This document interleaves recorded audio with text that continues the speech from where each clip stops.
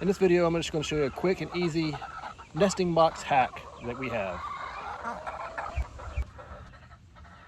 All right, we take these filing crates that we can get from Walmart. They're not terribly expensive.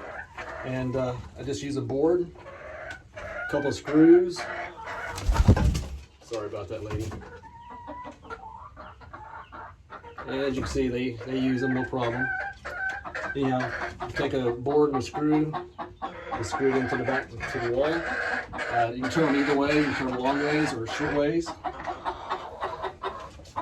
And as you can see, they prefer the last one down here.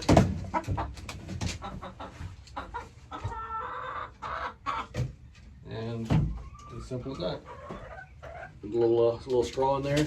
The big holes allows it when you take the straw out, you got poop or anything, you need to clean it out, you can just push it on out, you don't have to dismount them or anything. And we'll just go and grab this egg.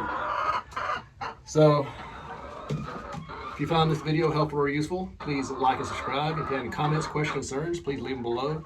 Even if you have any negative comments, just go on and make them because it does help out the algorithm. And as always, thank you for watching. Right, ladies?